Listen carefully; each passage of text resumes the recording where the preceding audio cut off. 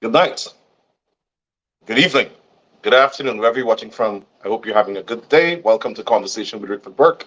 Of course, this is Rickford Burke here in New York. Share the link, everybody. You know the drill. Go to my YouTube page, subscribe. All of you watching from my Facebook pages, ensure that you like and follow me so that you could stay updated with information that we're posting. Share the link, everybody. Share the link. Get into all your Guyanese groups, whether it's Facebook, Facebook Messenger, WhatsApp, IG, Twitter, email, whatever it is. Call up all your friends, text MSN, let them know the Conversation with Rickford Burke is on. I hope you had a great weekend. We have two important topics here tonight. Two big important topics here tonight. Share the link, everybody. Get into all of your groups. Share the link. Later on, we'll have the PNC General Secretary, Indigenous Community Leader, Don Hastings. We're going to have Melly Mel talking about the Dharamlall rape case. We'll have Ganesh Mahipal. We'll have Attorney at Law Darren Wade. We have a big lineup from 8 o'clock. But now, on this hour, we're going to talk with the APNU AFC leaders in Region 10. I'm expected to be joined by the regional chairman there, as well as Sharma Solomon, who was a recent candidate for the municipal elections, also former regional chairman for Region 10. And we may also be joined by some other leaders there in Region 10. So get into all your guidance groups, everybody. Share the link, and I'll be right back in 60 seconds. Share the link.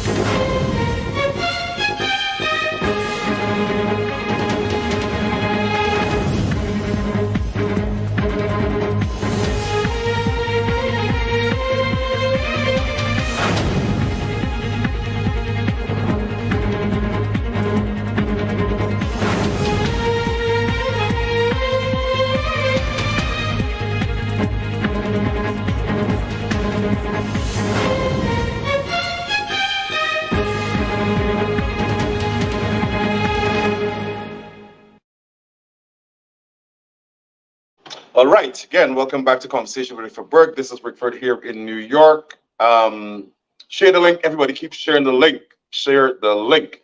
Like I said, I'll be talking with Sharma Solomon, former regional chairman for Region 10, who's just been a municipal candidate in the Linden, the town of Linden. He won his constituency hands down. We're going to talk about all the nonsense Bart Jagdeo has been talking about the improvements of numbers in Linden. And listen, the PUP lost Linden 100% in the constituencies, 100%. But the elections formula for how seats are allocated also is pursuant to what is called a proportional representation formula, which means you get a proportion of all the votes you got in the municipality. So they got a little bit of vote from in constituency one, a little bit of votes in constituency two, three, four, five, six. And based on that, they were able to scramble two seats based on the proportionality of the votes. Nobody in any constituents vote for them. They didn't get the plurality of the vote in any constituent. They did not even get 50% of the vote in any constituent. Well, I might be wrong there, but they did not win any constituent. I did see them get more than 50% in a constituency where they had a very small turnout. So they're talking about the proportionality of the vote, and they got 500% more votes. We're talking literally about hundreds of votes, right? So we want to discuss that with the leaders in Linden today. And then from the 8 o'clock hour, we'll keep the same leaders, some of them, and we'll be adding some more leaders. The General Secretary of the PNC, Don Hastings, Member of Parliament. Member of Parliament, Ganesh Mahi Paul. Keep sharing the link, everybody.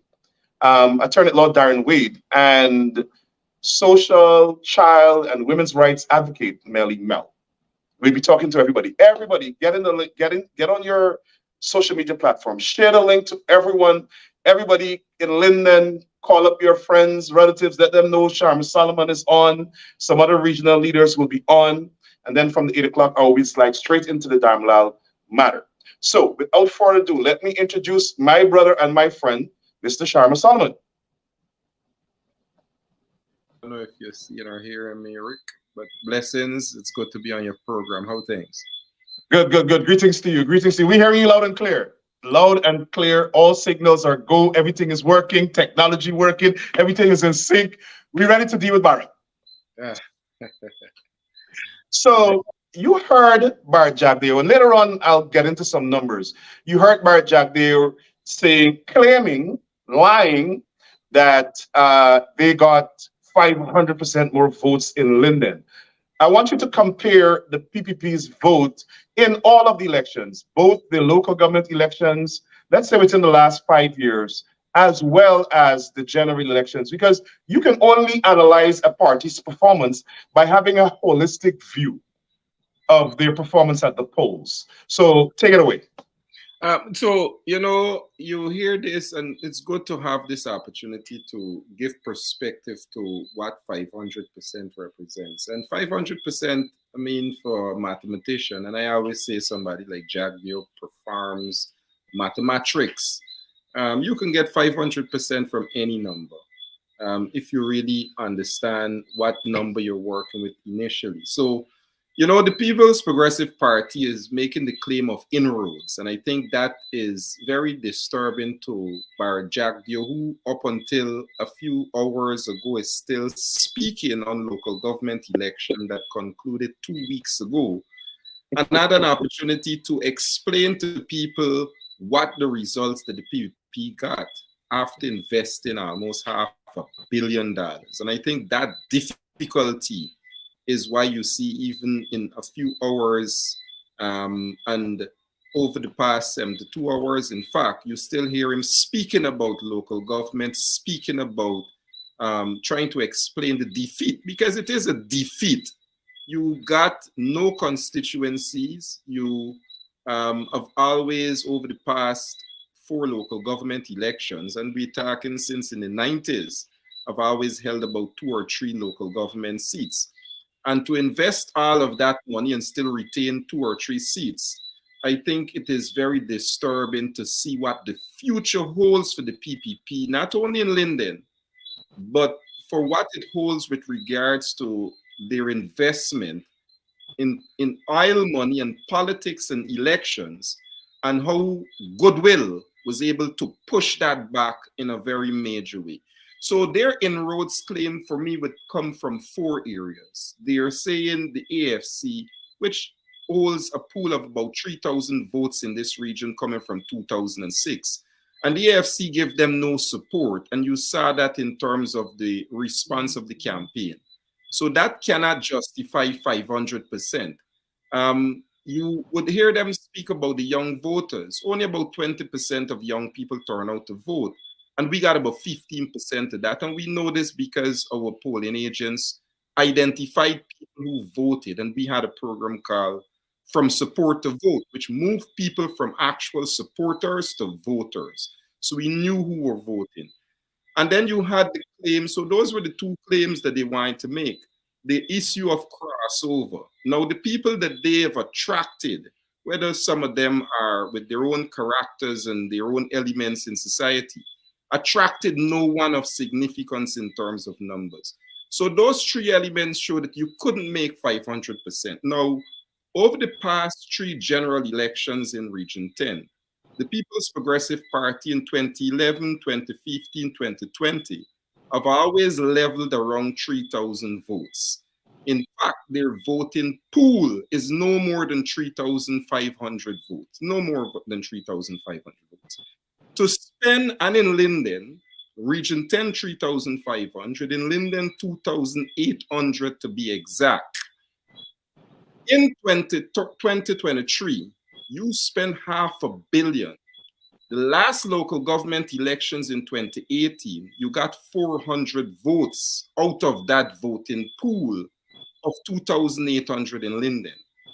This election, you got 2,000 just about after spending $500 million. All you did, and Jagdio and the PPP did in this 2023 local government elections, and you can say 500% from 400 in the voting pool, 2,800. Now you got 2,000 out of that voting pool after you spend $500 million. So in essence, what the PPP did, significantly their votes came from their reservoir of voters in the region, in the town, that they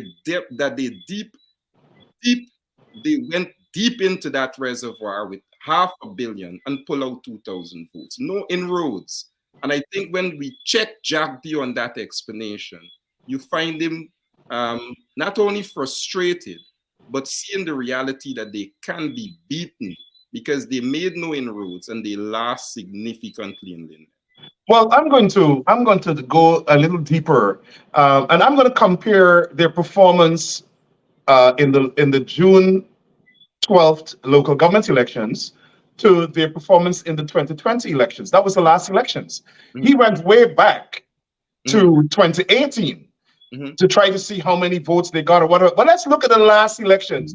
In the last elections, they got just about 3,062 votes or something like that in the 2020 elections. So, and that's the 2020 general elections. Yes. So if you compare their performance in the 2020 general elections to their performance in the 2022 local government elections, they lost votes. They lost votes because in 2020 they got 3,000 and something votes, and then it dropped to 2,600 or whatever it is. And we're going to look at the numbers shortly when Dominic comes on. So they actually lost votes in comparison to their performance in 2020, correct? Well, why I want to say not necessarily, because we're looking at Linden. Linden, their voting pool is 2,800 exactly.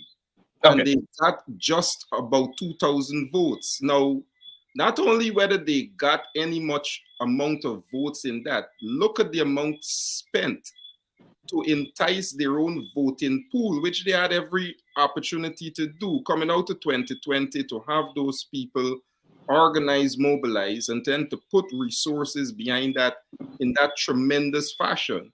It was no difficulty for them to hold those people into a new election in 2023 and put those numbers back on the table. So the argument on the table by Jack was inroads. And we are saying that is not so because it's justifiable for the fact that they went into their voting reservoir of voters, spending a large amount of money, and was able only to pull from that reservoir and nowhere else of voters. Thanks. Dominic, Mr. Dominic Blair, community activist, politician, extraordinary, New Yorker, Lindener, everything. He frequents New York a lot, so that's why we call him New Yorker. But he's from Linden. He contested the last elections. You were a candidate for the proportional representation? Yes, I was a PR candidate. Yeah. Okay. Let's look at, I want us to look at the PPP's performance, Dominic, in Linden itself. And then we'll go broader, to broader Region 10. I think the number I was quoting earlier was from Region 10. But let's stick to Linden. Sharma was talking about their voting pool.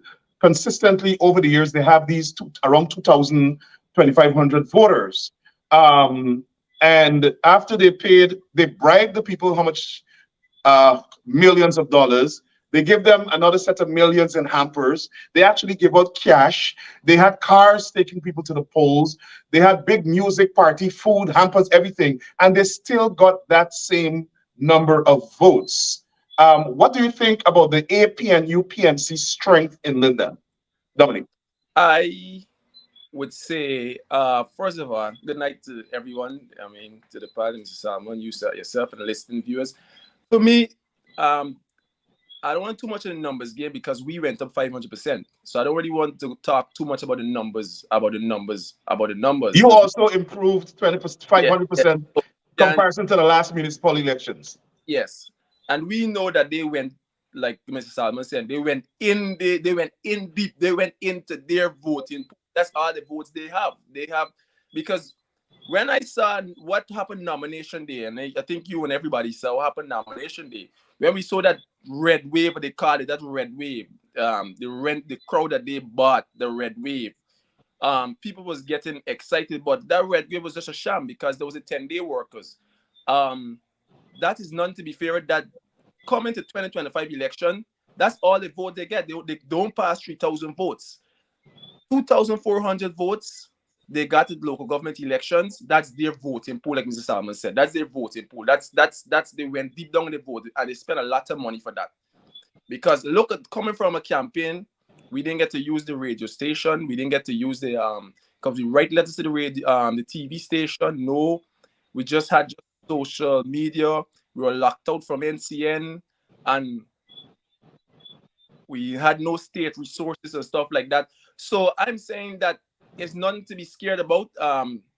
Linden is still behind us because we've been knocking on every door and we know the numbers them. So we always know that they don't look at the pictures them. If you look at the pictures that they post, it reflects of Linden to be like I don't want to say racial, like it's an Amerindian state. They brought the supporters out of the riverine areas, but not holistically from Region 10. Region 10 stands solid behind the AP and UAFC. So we don't have nothing to worry going into general elections or anything like that. Okay, great. Keep sharing the link, everybody. I'm going to throw up, just to show the performance, I'm going to bring some numbers up. Let me see if I can share my screen here. Forgive me. I have some numbers here, and it will illustrate the strength of both the opposition and the PPP.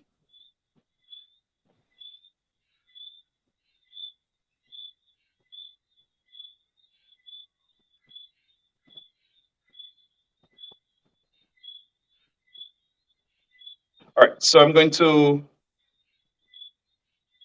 upload this document here.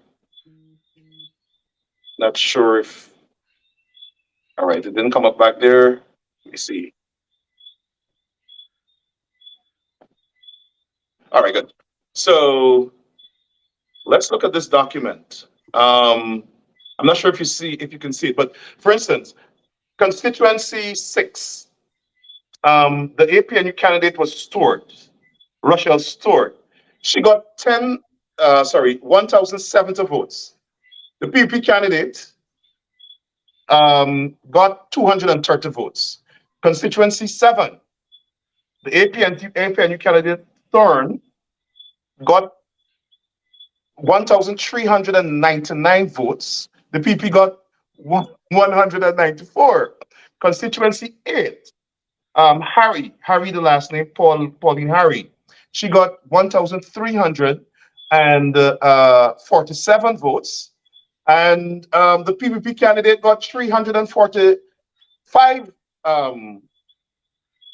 votes. I mean, this is just licks. I want you to talk about constituency 1 vote. I'm going to it. Let me see if I can pull this here. Okay, constituency, great. Let's go to constituency, what is this? Okay, that's the general number.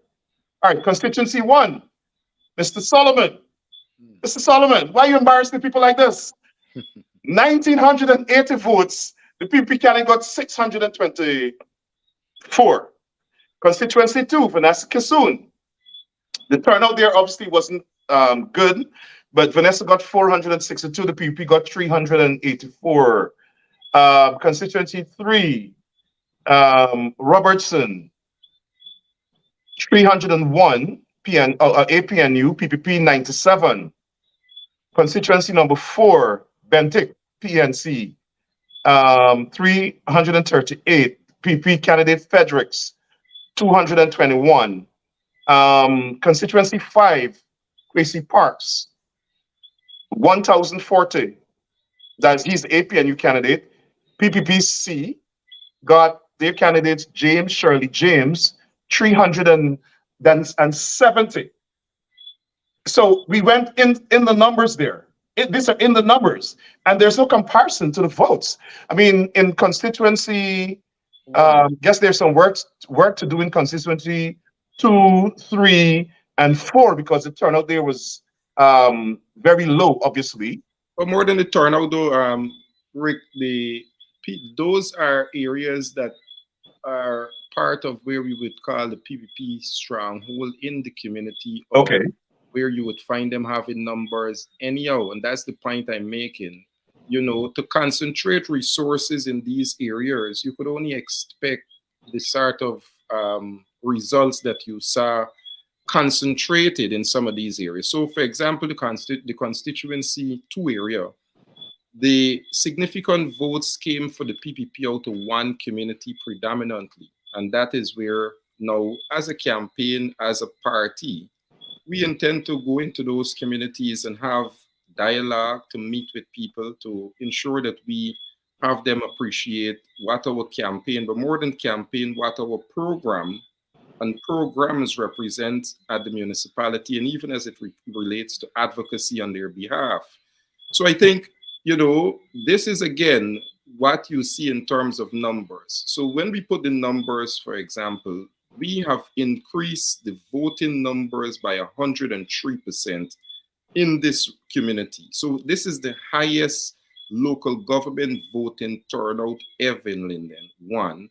And 2, in terms of the APNU and the amount of votes that we have generated, our percentage increased significantly. Now, what that have done, even though we look at that as a victory of the PPP, it showed us where we have to improve in terms of the areas that we want to put our numbers on.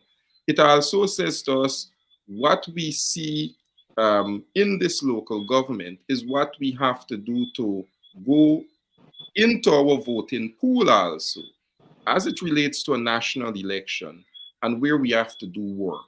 So I think that is what this local government have done for us. Outside of pushing the PPP back and checking them, it have also given us an opportunity to assess where we are in terms of representation in our communities.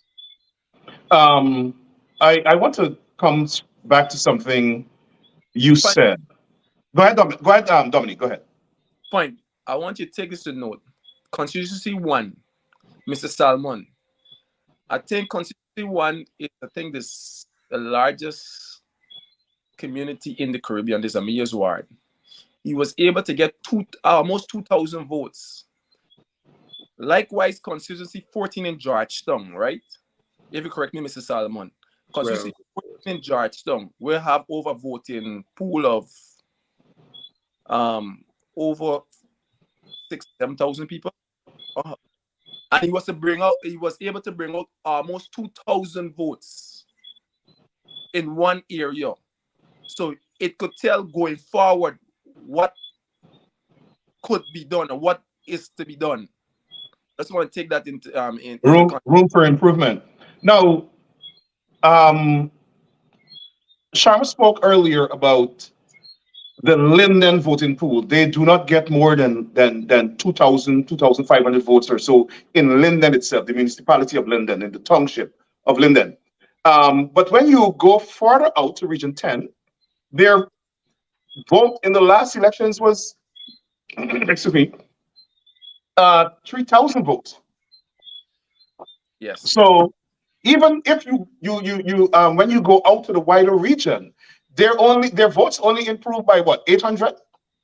Well, that's it. So, and as we say, the PPP know, and you're looking at the votes, but you also cannot separate what they have to do to get those votes. And they did tremendously a lot in terms of investment and campaigning.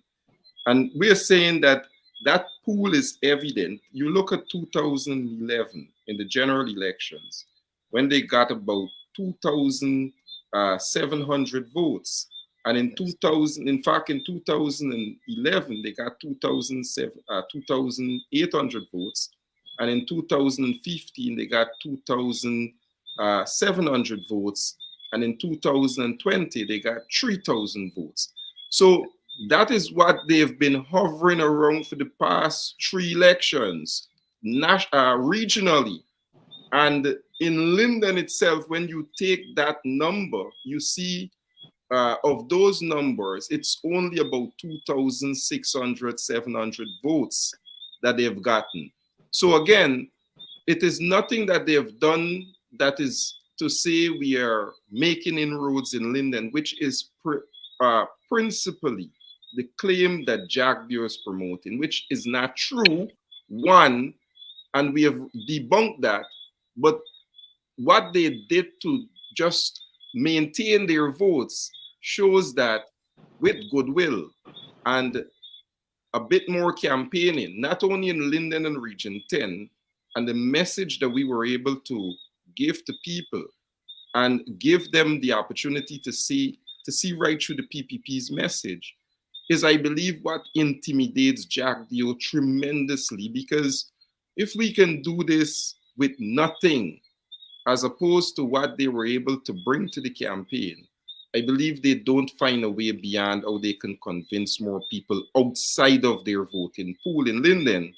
I don't see them coming up against such a template, being able to convince their voting pool outside of Linden any amount either, going into general elections. And I think that is very important.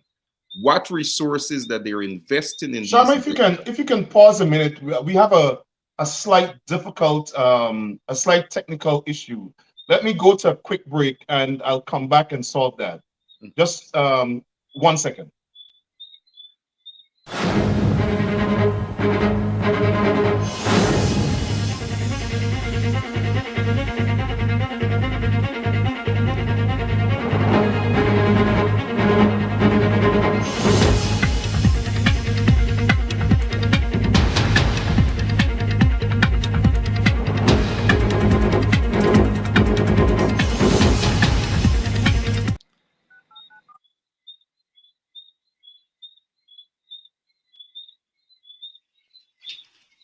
Sorry.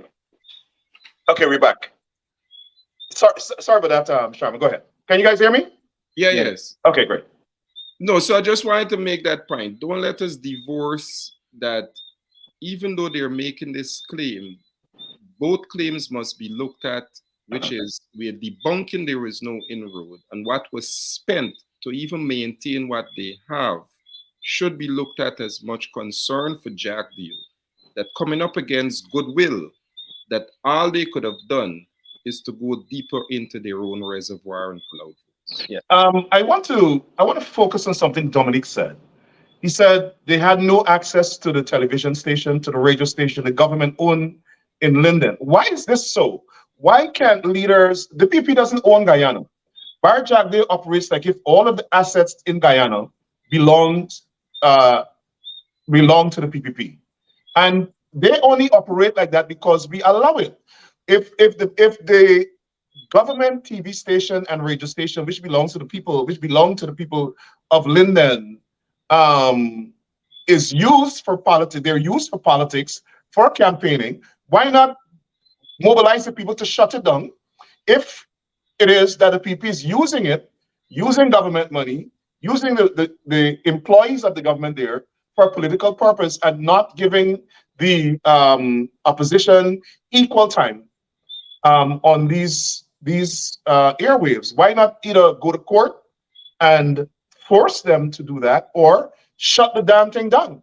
I come from the point of view where we allow Bar Jagdeo to be a dictator, to be a Hitler, to operate like if he owned the country, his grandfather dead from somewhere back in Unity, and left the transport for Guyana with him.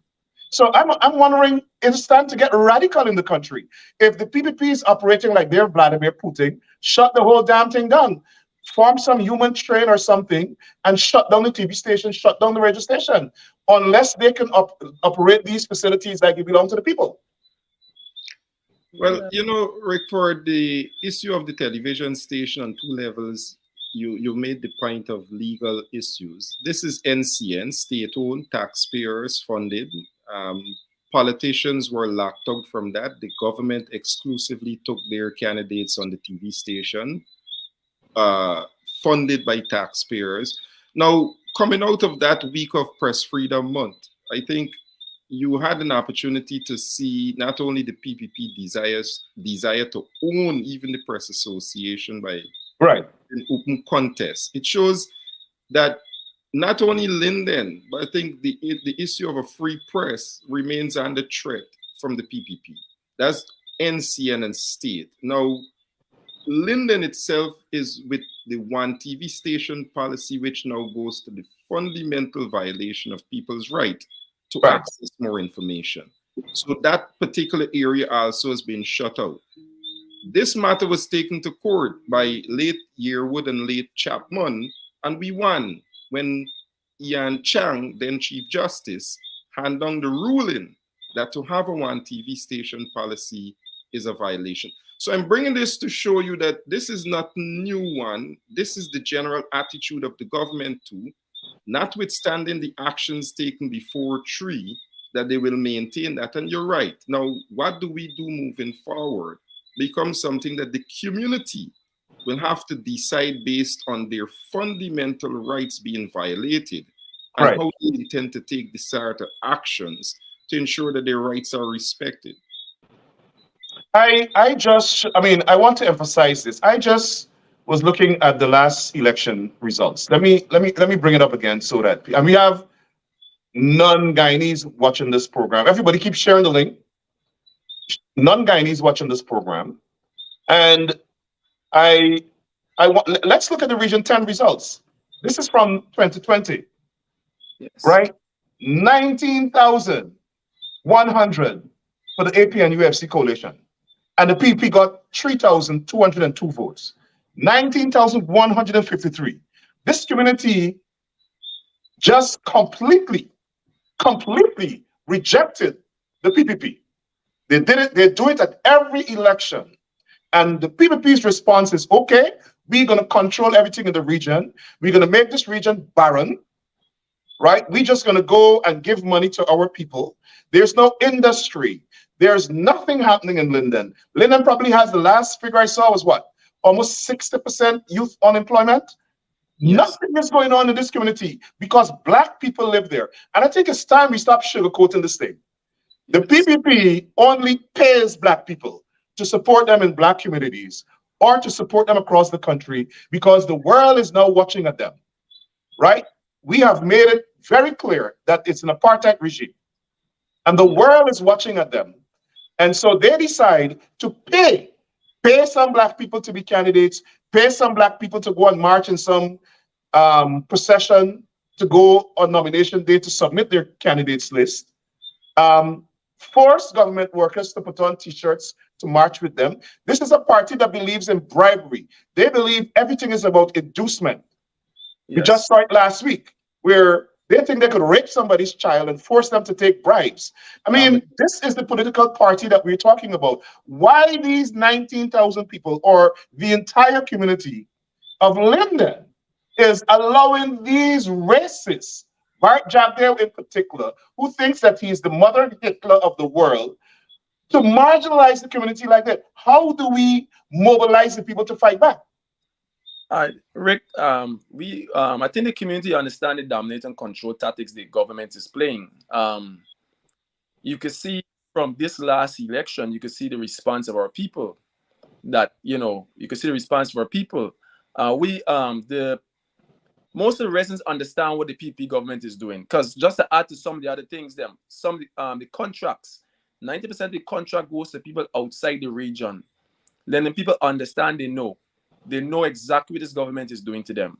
One would pose a question, what capital work has the government done for Region 10 since they're in office? Let's not talk about the synthetic track, because that was conceptualized by the coalition. So that's not their project. There's not their project. Look at what sports club, what a mess has happened. They impose a cricket facility on us, without no consultation. So the people of Linden is so much. I think there's a time for everything, and that time is coming soon, Rick. And it's coming very soon. The people of Region 10 are beginning to be impatient at this point. And we on the ground, we are telling them, there's a time for everything. So we want to ensure that, because they have the resources against us, they're using the same oil money against us. You see what happens in the police force. Not all police are corrupt, but you see how they're using the state apparatus against people. You could see from, like you said, Nigel's story. One should ask, what happened to the SOPs? Because they like to use the term SOPs. Mr. Salmon says standard operation procedure concerning the Nigel Dharamlall case. So when we have to be careful, we want to educate our supporters before we continue to, because they're themselves agitating them. Soon the PPP will implode. I'm very sure about that, because they're not doing nothing holistically for Guyanese, and we are seeing that daily. Daily, we're seeing that. And they're very vindictive, very vindictive. Yes. For instance, if you speak out, Bart Jagdale personally targets you. I understand that Bart Jagdale himself is looking through the crowd of the audience and sponsors of the Guyana independence and telling people, I'm going to deal with this person and that person. This black book. It's famous black book. Rick, I am in Linden. I turn up at the proprietor business place to have a lunch and to engage, and I'm called a vulture by Bart Jagdale because the situation is a private matter. I spoke to both individuals while I was there, the young man that owns the business and the woman that is the power attorney, and I left. And for that is the sort of behavior. Now, you made the point earlier about marginalization. You were part of the program in 2012, Rick, when we met with Hakeem Jeffries and Yvette Clark, and those were the matters we carried since then, as it relates to where Linden is, to the international community of it being marginalized, and how the PPP had murdered 3 men in this community. Right. After showing up. You're talking about the protesters for the electricity hike. Exactly. Right. So I think it is not strange to see such a behavior now, having the experience of what we saw before. And as you made the point, in the community predominantly Afro-Guyanese, and a community that more than anything have not supported the PPP, We saw coming out of the 2011 elections, immediately the imposition of electricity, followed by the murdering of 3 men. So we are prepared to expect, as they've been saying, both Jack Dio and his ministers, of what treatment we should expect and how they will behave coming off of this very embarrassing local government defeat. So we are very concerned and cognizant of that, and we know who we're dealing with. Yeah, and the thing about it is that Rick, the the the people of Linden, the majority of the people are black, and there's no question that there's discrimination. But to camouflage their discrimination and Rick, their apart, go ahead, Dominic, you want to say something? Well, I don't believe when I say imploding. This thing is right now is not even about Afro-Guyanese. Is about, to me, mostly is about survival right now in this country. This country is suffering from something called abject poverty. Mhm. The time I'm going to tell you more about it, where resources not reaching its residents.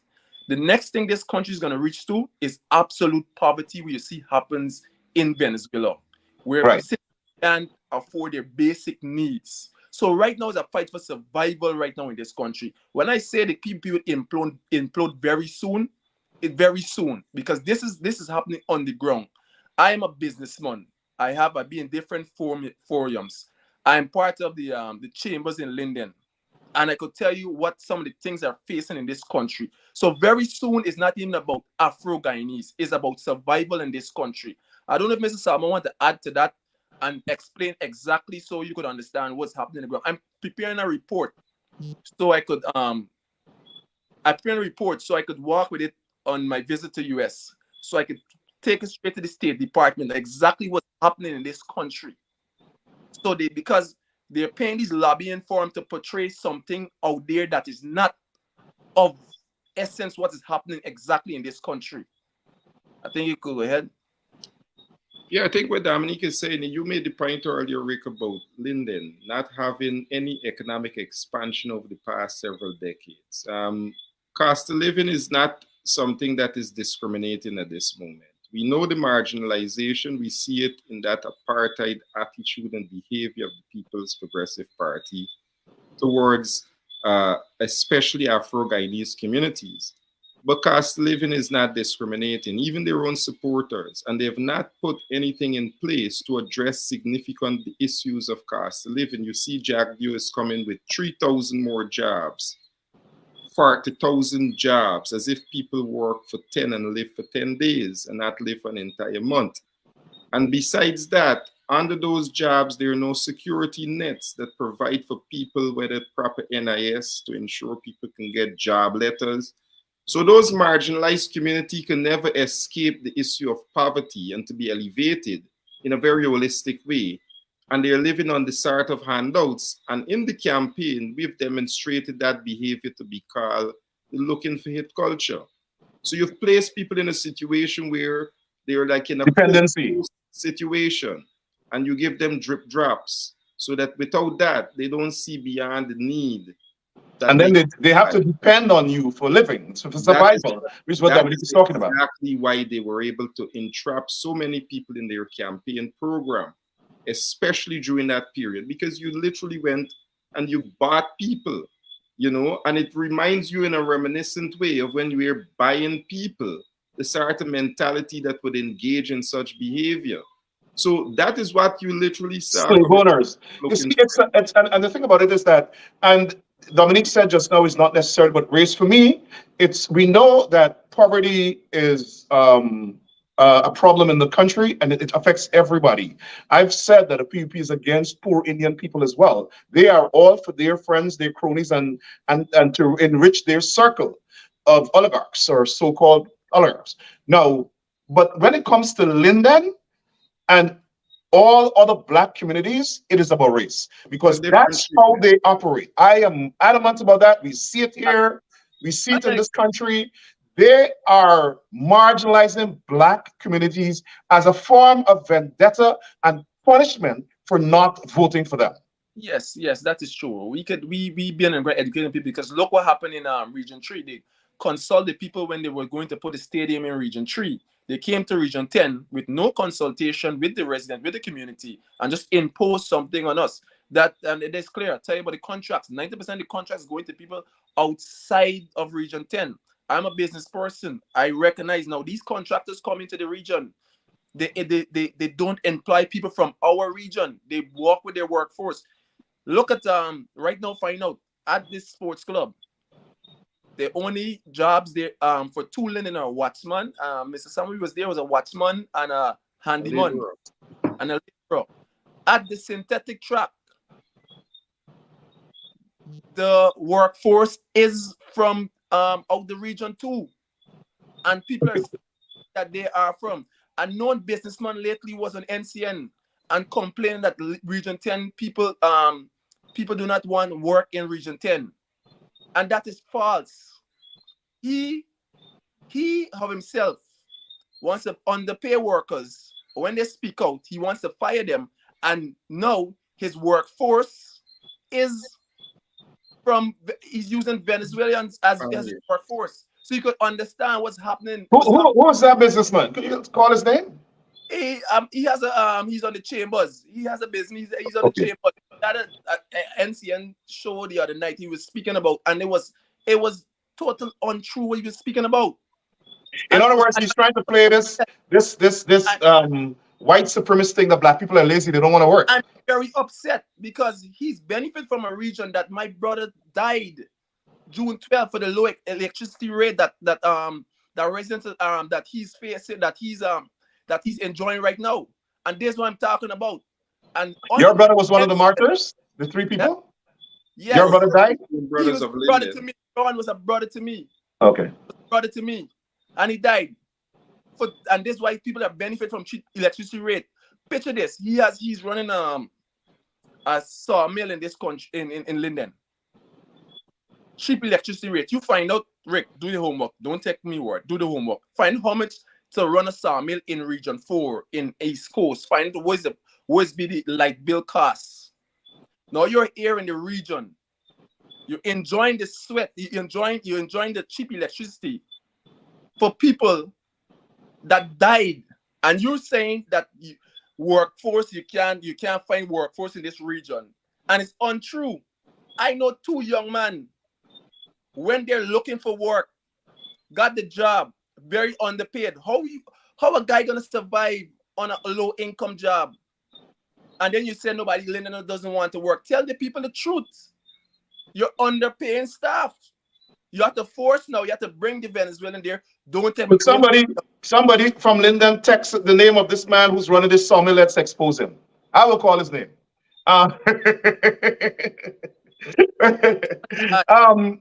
And you know, Dominique, you are what we want. You are one of both of you, young leaders taking up your mantle to lead the community. And we need more like this. I want to know these couple of people, these 900 people, Sharma, that voted in your constituency and the 600 who voted, like, who are these people? Who are these people voting for the PPP? No, but let me say this. You see, the data comes back, right? So I'll give you this, for example. Mm-hmm. Part of the constituency in Amelia's ward over the past registration cycle increased by 500 new registrants, new voters in that particular area. Now, we might say, but it's people from Linden, not necessarily. The PPP have been known to engage in many social engineering exercises. And so they bring in people into the community. In many of the communities. Yes. So with 500 people influx into Linden, and even as you see them building more homes, the sort of home ownership is not necessarily geared for Linden people to own those homes. In fact, you can know that based on the giving of mortgages from NBS. It has been reduced by 10% the amount of mortgage as related to what the coalition was allowing NBS to give out.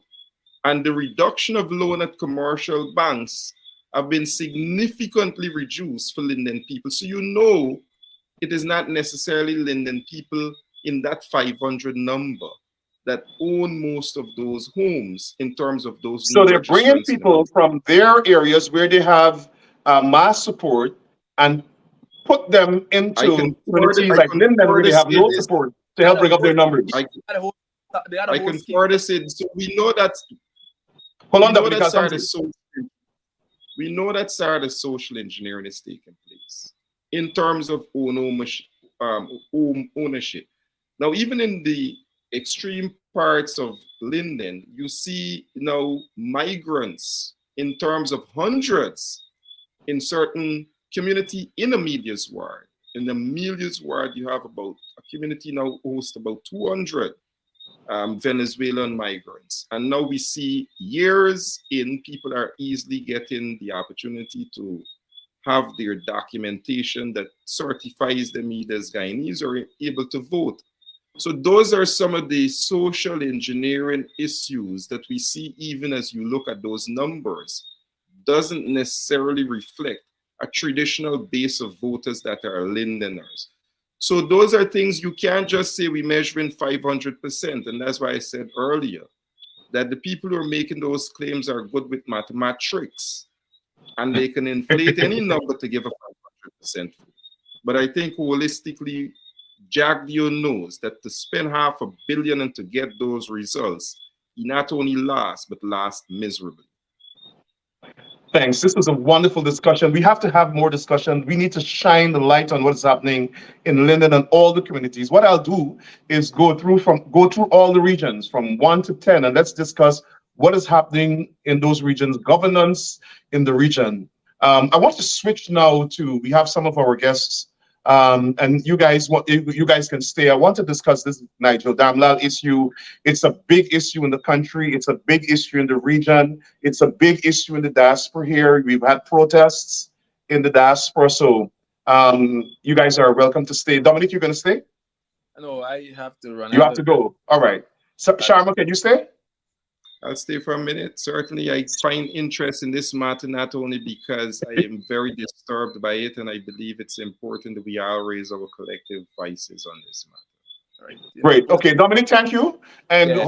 hopefully we can engage on this program again. Have a great night.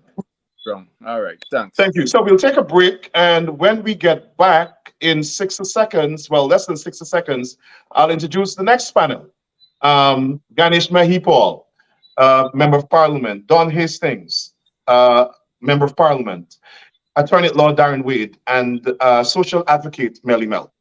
I'll be back in 60 seconds. Technicians?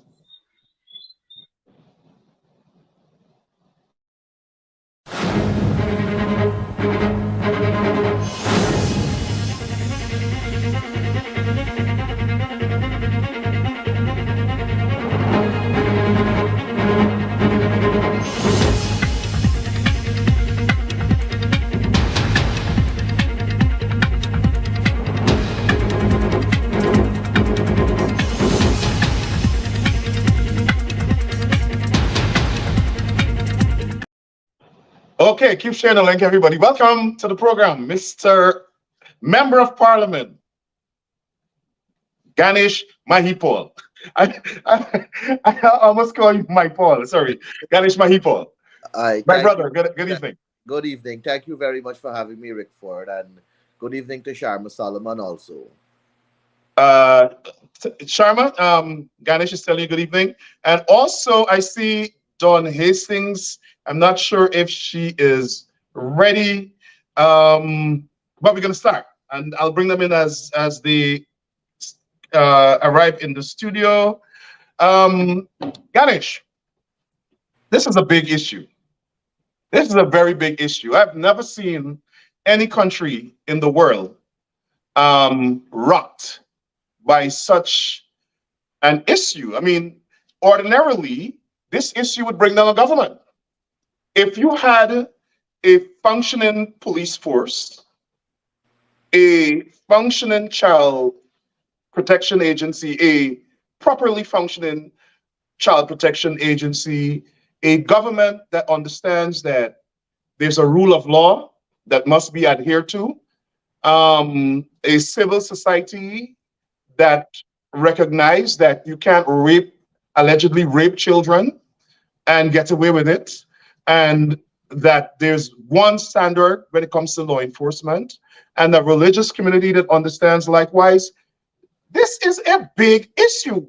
And it's not only through the course of this program, I will outline more allegations that have been sent to us from Amerindian leaders around the country. Where do you think this matter is heading? Are you confident, Mr. Member of Parliament, that your state, our state, um, the police force as well, can ensure that justice is served in this matter? Well, let me start, Rickford, by first saying that under the People's Progressive Party governance, and this is being a judge from taking into observation their rule from 1992 to 2015, and perhaps the years 2006 to 2015, we have seen a complete decay of our systems, our institutions, and we have seen heavy politics being played in these respective institutions. The Guyana Police Force is no exception. And even to the other institutions that are supposed to act within the best interests of the people of Guyana. And because of that heavy politics, where politicians direct and politicians give instructions to these constitutional office holders, we are having a problem in seeing justice being served. And that is where the problem lies. From 2015 to 2020, there was somewhat a breath of fresh air when it was related to allowing constitutional offices and constitutional office holders to function within the parameters of the law and within the boundaries of their offices. We don't have that right now. We have returned, and it has gone to a different level where politicians interfere with the offices of these constitutional office holders, and they somewhat threaten these office holders to say that if you don't act in line of what I want you to act in, there that be I being the politician, you make their lives miserable. And there are various ways and means how politicians can go about doing that, by way of favoring their junior ranks, preferential treatment, by having political appointees on the boards that are responsible for the promotion and operation of the agencies, those kind of avenues. So if the question of whether I am confident that this matter is heading somewhere to bring justice to the young girl and to basically answer the plea of Guyanese that Dharamlal should go, I am not confident, because the system of governance in this country and the manner in which the People's Progressive Party has been handling this situation is not shocking, but it goes against norms and practices around the world. We should never have people outside of office of the president protesting for an alleged rapist to go. From the moment the allegations were made, and from the moment the police had to intervene to pull Dharamlal into the station, means that there is a degree of truth in the matter. And in order to allow for an investigation that can be dubbed as impartial, and for an investigation that can be seen to operate within the parameters of the law without any form of interference, the proper and decent thing that Irfan Ali should have done was to relieve Dharamlal of his duties pending the outcome of the investigation. But Thanks. I because see. we have Oh, not seen go ahead. that, because we have not seen that, and because we have basically had a situation where Dharamlal, as claimed, was allowed to go to Essequibo was engaging the family. There is the talk about some $10 million bribe. All of these are things that you are hearing. And then you're also hearing that the room that was visited was repainted. There was some rearrangements in the home and a whole host of other accusations and allegations. It leads one into thinking that absolutely nothing or perhaps everything is being done to pervert the course of Course of justice justice. and to basically not have the ordinary citizens of this country being treated fairly. I want to close this part because I know you will want to go to your other guests. I want to close this part by saying to you that the biggest sham in Guyana right now, the biggest fooling that the ordinary citizens can justifiably conclude they have received from the People's Progressive Party is this talk about one Guyana. Hmm. Because in the context of one Guyana, it is expected that the same degree of treatment meted out to ordinary citizens should have also been meted out to Nigel Dharamlall in a case like this. If it was an ordinary Guyanese being accused of committing such a heinous crime, that ordinary Guyanese would have been arrested by the police. They would have been thrown into the lockups, perhaps held for 72 hours, and then placed on bail if so be the case, Right. or put before a magistrate at the And, soonest and possible I time. want to ask Darren, I saw, I think he has some internet trouble. I'm also seeing Dawn Hastings, Member of Parliament Dawn Hastings, who's an Indigenous leader, but she might also have some internet problems. So I'm waiting. Oh, she's here. Let me introduce Member of Parliament Dawn Hastings, my fellow region. Well, I almost said partition, but I said fellow citizens from Region 7. Am I correct? Kayuni, right? Don, your mic, unmute your mic. Right. You are correct, Rickford Burke. Good night to you and your viewers, my Good night. colleague parliamentarian Ganesh and attorney at law Darren Reid. Good night to all of you. Good night. Good night. Good night. Thank you for joining us. I was talking to Darren earlier, and this show has a huge audience. I can tell you this, huge. Over 20,000 people are watching us live. So obviously, this is a very big issue. These issues we're talking about tonight. And everybody keep sharing the link. Those of you who are in the diaspora, keep sharing the link in the Caribbean, in Europe, wherever. These are issues we need to ventilate, and the world has to know what's going on in Guyana. How do you feel? I saw your press conference, Don, and it really struck me. In particular, your passionate call for that superintendent, I think is Shibaran, in Region 2, to be investigated, if possible, removed. How can this gentleman, who is supposed to protect the citizens, be apparently or allegedly involved in this conspiracy to cover up this matter? And has the police force responded to your call or the party's call for him to be removed or investigated?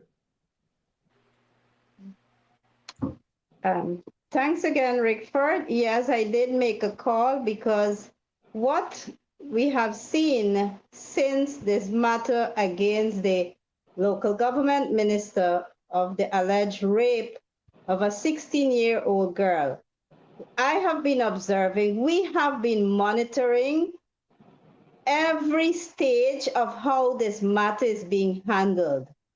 And today we understand that the matter is now at the office of the DPP.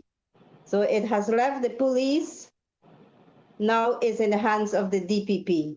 And of course, while monitoring every stage of this matter, we had seen on social media that there was this officer Shivaran, who was supposed to be the commander for Region 2, trying to obstruct the investigation into this very serious crime.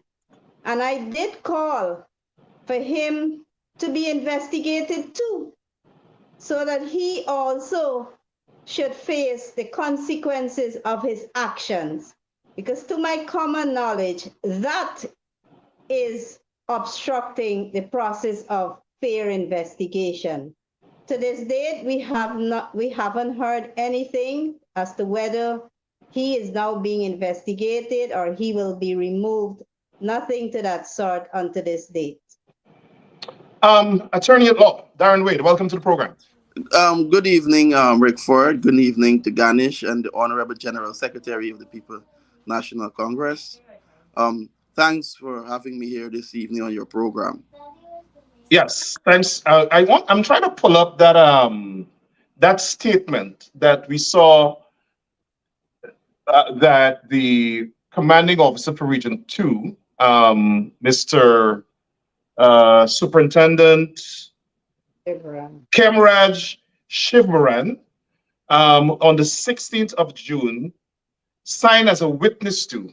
And he said that the family came to him and asked him to tell him that they want to refute. I have never seen anybody go to the police to refute something on social media.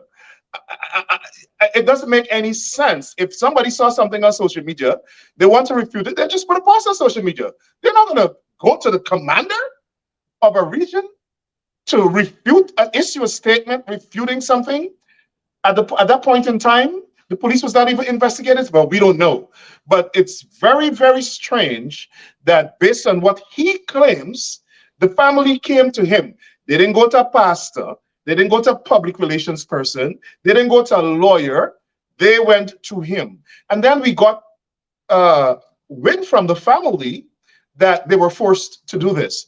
As an attorney, Darren, now that the police case is going forward, and we have this statement that came out, I don't know how it became public, but it's in the public domain, where a superintendent allegedly signed saying that this young lady recanted the story, and she said no, she did not recant the story. That statement was forced onto her family. Isn't that obstruction of justice? Well, Rick Ford, let me say this. Those statements that were made, what about the statement signed by the commander there in Region 2 is of a great concern, to all of us here in Guyana, and should be a great concern to all right-thinking members of society. Several persons, as Ganesh and Comrade Williams mentioned, has been condemning this kind of act. There have been several breaches of protocol by the commander here, and certainly, yes, Rick Ford, in this scenario, you don't expect the commander to be involved. You don't expect the commander. So these are allegations that are definitely troubling. You will expect a situation like this if someone, let us say the family, go to the commander and make these statements and to say that this thing is false. You will expect him to calling the social protection agency, the probation officer, and so forth, the social workers and so forth, and let they conduct an interview with the young lady, knowing also that it's a political sensitive issue as well, and the issue of rape. So I would have expected that to be the process. So those allegations are of a concern to me. And I would like to remind the member of the public, there was a young officer by the name of Edmund Cooper, a trained attorney at law. He had a master's degree. He was pursuing his PhD at the time. And in Region 5, when the Henry boys were killed. And because he did not take the unlawful instruction from the PPP government and the Guyana police force, who was politicized, he was transferred to an office where there are dogs and horses, to look dogs and horses. That was an insult to the entire country, with the legal bar and everything, because the man refused to take illegal action. So this excuse that there were no police service commission, it is not valid. That excuse, it is not valid, because You could transfer him, he could be charged. Yes, discipline action cannot be taken at this moment, but certainly, Rickford, certainly, an investigation should be conducted. And to see the Guyana police force is doing nothing, it clearly shows that the law does not apply to all of us. Yes, I'm looking at a statement, and the statement says that she received this a screenshot. I received a screenshot from a post from a woman whom I don't know that was made against Minister Dharamlal on Facebook relating to a child. A child. The information circulating in social media doesn't relate to me. If it doesn't relate to her, why is she going to the police? Why is this police superintendent taking a statement from, number one, a child who's allegedly a rape victim, an underage child who's allegedly a rape victim, who's saying that information on social media doesn't relate to me? If it doesn't relate to her, then there's no issue, right, Darren? There's no issue, certainly, but Rickford, this is a command again. This is a male officer. One would expect a female officer to interview the young lady first. That's what I'm saying. There's several breaches in protocol here when they do these allegations. They have a great concern. There's a perverting the course of justice. There's a crime of that. There's also accessory to rape after fact. So when you're charged, if Dharamlal is charged, then the officer should be charged for rape as well after the fact. Accessory to rape after the fact, based upon the allegations. And then she's denying something. She never, I want to state categorically that I never shared such information with Mr. Ganesh Mahipal. Ganesh, your name called in here. But my thing, if she did not share something with Ganesh Mahipal, why is she going to the police to deny that she shared? There's no accusation there. This statement doesn't say anything that she was accused of anything, somebody accused her. All the statement is a police signing up on somebody denying something that allegedly bears no relation to them. Ganesh? Let me say, first of all, Rickford, that this incident was brought to my attention 2 Thursdays ago. Mm-hmm. And that Thursday night, it was Mark Benchcup's program, 107.1 FM, where I learned of this incident. At no time did I see anybody's name being called, save and except to say that Nigel Dharamlall is being accused of this alleged incident. Right. The young lady's name was not called. Nobody relating to her, their names were not called. Right. Friday morning, which is the 16th, that I spoke of there was the night of the 15th, Thursday night between the hours of 9 and 10 in the PM. And the Friday morning, Mark went on and played it again. I did not make any post on Facebook. I did not make any communication with anyone pertaining to this matter. Then suddenly I saw that this statement came out with my name in it. Let me say that I do not know the young lady. I have never spoken to the young lady. I have no connection with the young lady or her parents or her family. Nobody for them I don't know. How my name got there should be a cause for further investigation, because the only way this young lady could have related to Mr. Shiv Baran or whatever is his name, Kemraj, that she has not said anything to Ganesh Mahipal, is if somebody had to tell her that Ganesh said something. And Ganesh said nothing. My first public statement on this matter was to simply call out Priya Manikchan, Vindhya Prasad, Gail Teixeira, and all of them. And what I said was that there is an alleged rapist in your cabinet, and how can you, as women, sit and entertain such a monster around that context? I didn't call any name. So when I saw the statement, I wanted to know what the hell is going on there too. But I must say that I believe it is in this context, that my name being there and so on, that I became a target of the People's Progressive Party. But Rickford, I have been a target of the PPP since 2008. I have always been opposing their manner of dealing with the Guyanese people, and I will continue to do that. And no fabrication, no fake screenshots, and no fake messages that are being circulated will deter me from doing what I have to do. Right. What I will do, however, is to call on right-thinking Guyanese to do proper assessments and don't be distracted by the bigger picture at hand here. The People's Progressive Party is very good at distraction politics, and they always attempt to divert attention from the substantial matter to create havoc in the minds of easily entertained and gullible people. But I Right. know that in today's age, technological age, all our people are at a degree of intelligence where they can decipher what is fake and what is authentic. And we must not lose focus of the issue surrounding Nigel Dharamlal, his alleged act of committing a heinous crime, an alleged rape of a 16-year-old, and even if he wants to do all that he wants to do to pervert the course of justice, we must maintain our call for him to leave the office of minister, and he should not hold any public office in this country again, especially where it warrants him holding some degree of power over people, left alone our indigenous brothers and sisters. And it's not only him. I'll come to that. But I want to show our member of parliament, Ms. Hastings, a photograph that I see in circulation that is very disturbing as well. And I'm pretty sure she probably saw it or you guys have seen it.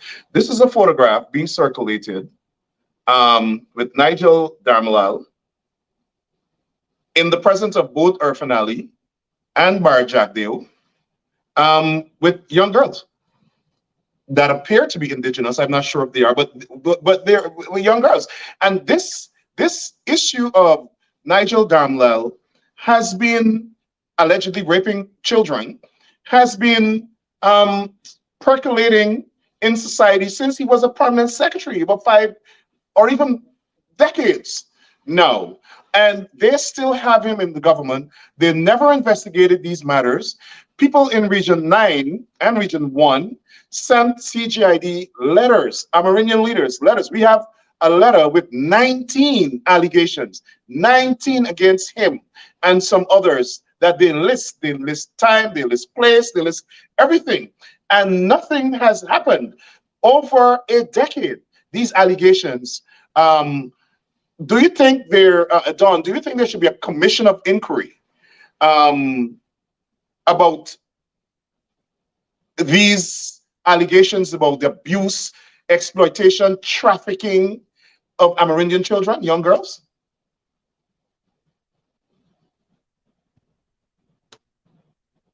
Certainly, Rickford, it is so unfortunate that this activity, allegedly by the local government minister, who is now the local government minister, was an ongoing thing, and especially exploiting and violating the rights of the young indigenous women.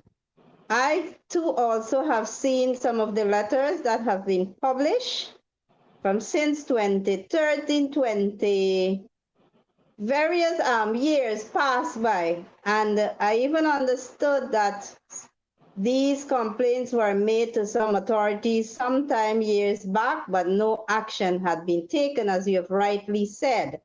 And not only that, Rickford, being the local government minister presently and a member of parliament, I myself sat in the Honorable House, or August House, as we tend to call the Parliament of Guyana, the National Assembly, where I heard this very minister saying to one of my female colleague parliamentarian, saying to her that she needs a dildo.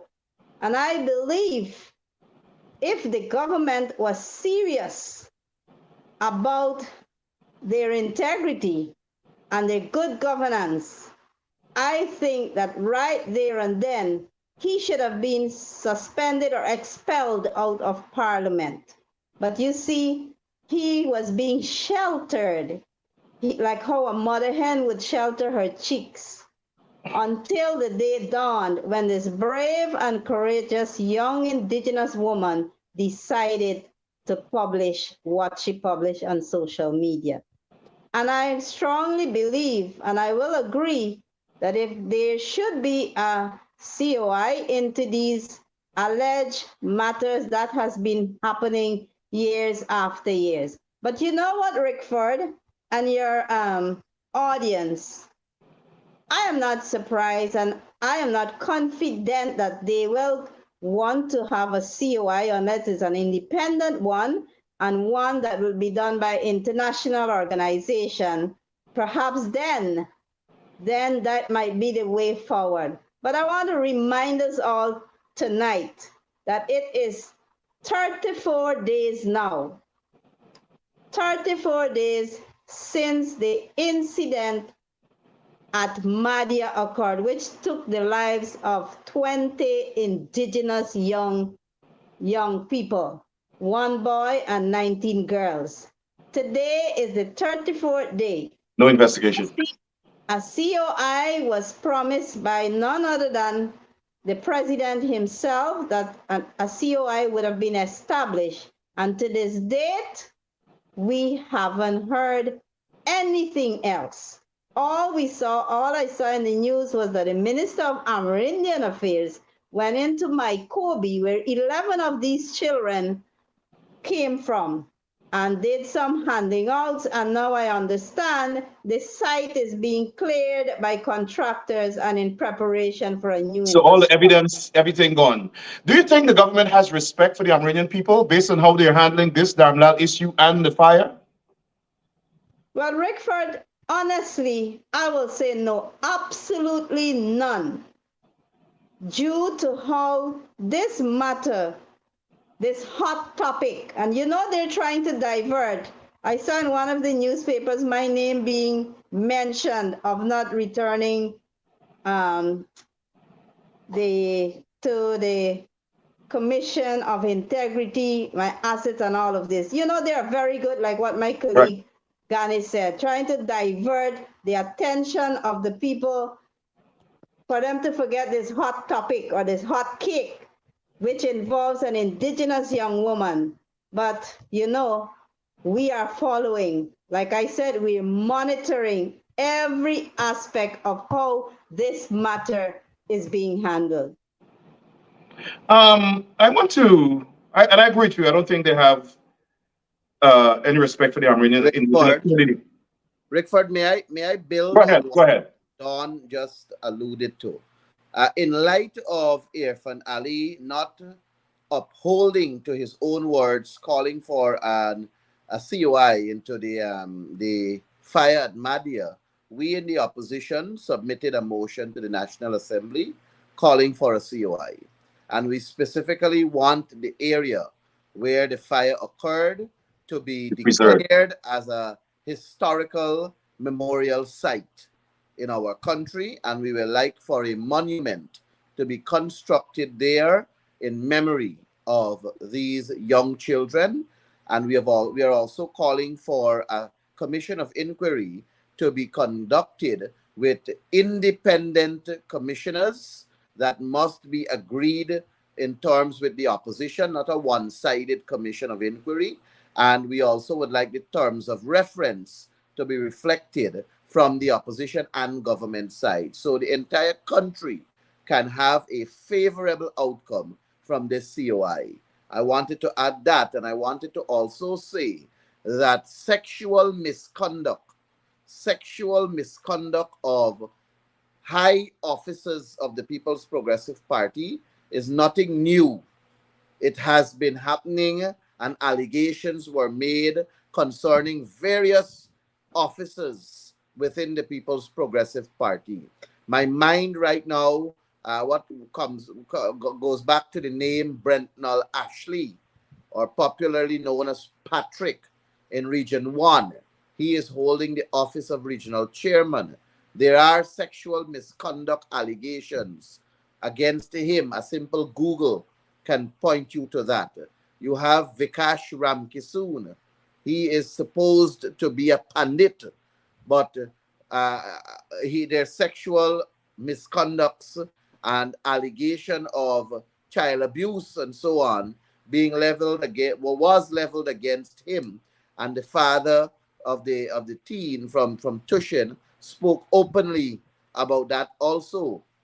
You have Ganga Prasad, who is a former minister of local government also. And the list goes on. We saw physical abuse of women from PPP officials too. We remember the famous Berry Ramsaran, who wanted to strip and slap Charlene Najir. And Berry Ramsaran is occupying a seat in parliament. It's as though he did something really good to get that seat by making by doing what he did, by claiming to want to slap and strip Charlene Najir. You have Ozzy Rogers, who is in the diaspora, and he champions the PPP's cause. He was seen on a video physically assaulting a woman. And you have Alistair Charlie in Region 9. He was alleged to have committed sexual assault or sexual misconduct of a minor. Ganesh is not only that. I mean, like I said, we've received these letters. I mean, somehow I think there's some confidence or ease at sending these letters to the diaspora. And let me just read you part of a letter. And of course, these are all allegations, and we haven't independently verified any of them, but they're allegations openly written by Amerindian leaders who've signed. They've signed it. It says,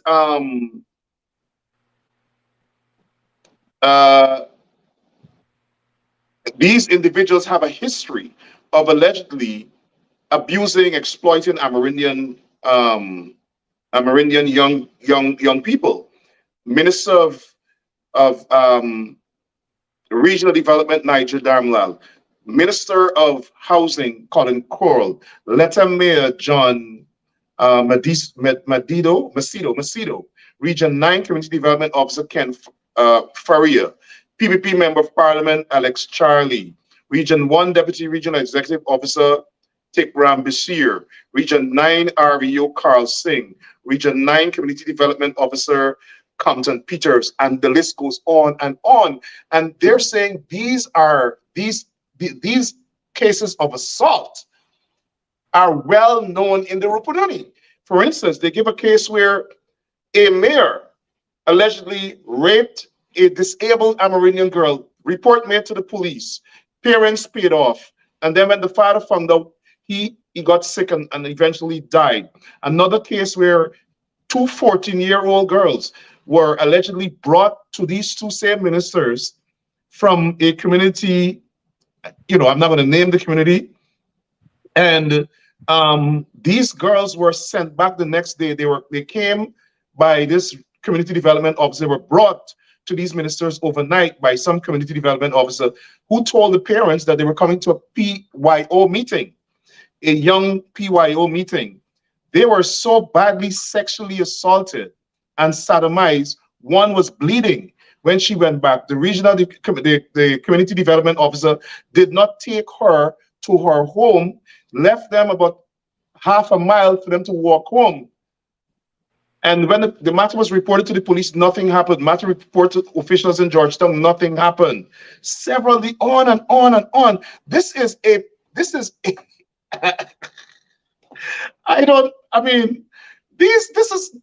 They're ravishing these children. This is a pandemic. This is a matter for international investigation. If you're bringing people from their homes to ministers, this is trafficking. This is not just rape, alleged rape. This is trafficking in children for sexual exploitation. Darren, you're the lawyer here. What do you think should happen? Should there be a criminal investigation launched by whatever authority in Guyana, or should we call it the International Rights of the Child Advocacy Agency or the UN High Commission for Human Rights, because it's an abuse of human rights? What should happen here? This is a crisis. Rickford, let me say that I have no confidence in the Guyana police force to conduct an impartial investigation. I learned you mentioned the issue of a CY. I think that's a good way to start, the CY, where these issues could be discussed and the person who are brave enough could come forward. And these allegations of sexual misconduct and the abuse of our indigenous girls are for decades old. PPP members are known to go into these Amerindian districts and abuse these little girls. That is what they do. And they have not been held responsible for the conduct. And yes, reports should be made to various human rights organizations around the world. And the government of Guyana should be taken before the International Court of Justice, the ICJ. I am prepared as an attorney at law to institute legal proceedings in the courts in Guyana against those persons, against the police, against the commission of police. And I want this to be known out there that there are case law that states whereby if a commission of police failed, or the agents of the commission of police failed to carry out the duty, you could apply to the court for mandamus. So there are remedies that are available to us. There are remedies that are available to our Amerindian brothers and sisters. It is for the opposition, it is for civil society to examine those remedies. And a mandamus is available. So, for example, the officer in Region 2, a order of mandamus could force the Commissioner of Police to carry out an investigation with the intention of having him charged based upon those allegations. And, one of the things, Ganesh, and this is a political issue, so I'll ask you and the member of parliament, your colleague member of parliament, to comment on it. One of the most atrocious things, you have a political party that is a den of rapists and alleged rapists and alleged pedophiles. It's a nest, it's a factory, it's an incubator. They breed these people and produce them into the society and put them in high offices. They're raping people's children, young girls from the indigenous community. It shows their total disregard, contempt for the community. And you are by Jack, they're cursing out people because people are expressing concern. A lawless international criminal like Barrett Jagdale, who allegedly conspired to form death squads to kill people. He's cursing out people. He's cursing out Don. He's cursing out you. He's cursing out me, because we are saying that PPP ministers and other government officials should not be raping children. This monster, Barrett Jagdale, is holding press conference, cursing out people because they're expressing concerns and condemning child rape. What's your response, Ganesh? Jagdeo himself was accused of treating a woman bad. We remember the story of Varshini, his supposedly who was supposed to be his wife. Varshini detailed, and it is well reported in the press. Anybody who doesn't know what I'm speaking of, you just type in Varshini and Jagdeo, or Jagdeo and Varshini under Google, and you will see what will show up, and you will have a read how Varshini was treated as the wife of Barrett Jagdeo and the first lady of this country. So he is in that category. He is in that category of treating women, of abusing women. So I have no time to waste behind him, who seems to be calling my name very frequently now. I notice Christopher Jones' name is consistent in his thoughts also, and many other persons in the opposition. And it's only a madman or he's allegedly, I should say, going mad, if that's the right way of putting it. You're entitled to your opinion. If he's going back, he's a lunatic. I mean, something is A wrong with the lunatic guy. fringe. He's a lunatic fringe. Now, let me say this to you, Rick Ford. Forget about Jack Dio. He's a non-entity. When you have people like Pauline Sokai, who's the Minister of Amerindian Affairs, staying silent on a matter of this nature and with this amount of gravitas, she is incompetent and she should go. Pauline Amerindian Affairs. Sokai, She's the Minister of Amerindian Affairs. Minister of Amerindian Affairs, totally silent on this matter. Totally silent on this matter. And then she's doing the bidding of the People's Progressive Party, went into Mycobi, gave a couple of handouts, like if that is supposed to fix everything. Bribe. Yeah, they When believe you the bribery. have- Just bribe people and shut them up. Yeah, when you have an indigenous young lady claiming to be abused and raped, and you also have in the media and circulating around social media and the likes, the very young lady claiming she's claiming to have been refused legal counsel of her choice. It's as though they're treating her as though she is the prisoner. They kidnapped the young lady. Can I come in? They And- kidnapped the young lady. The state of Guyana kidnapped the young lady in the interest of Dharamlal and protecting Dharamlal, because by preventing legal counsel. So when you Sorry, have Gani. a situation like that, I'm coming to that. when you have a situation like that and Pauline Sokai being silent, it means that Pauline must go too. But not just Pauline. The whole government. The People's Progressive Party has Yvonne Fredericks Pearson as a member of parliament and Amerindian leader. Totally silent on the matter too. You have Tandika Smith, another Amerindian in the National Assembly from the People's Progressive Party side. Totally silent. Alistair Charlie, Indigenous also. No, But he can't- Ganesh. He can't say anything. No. No, well, I'm going to that. Ganesh not even. He can't say anything. Leave him alone. He No, can't listen, say anything. listen, Rickford.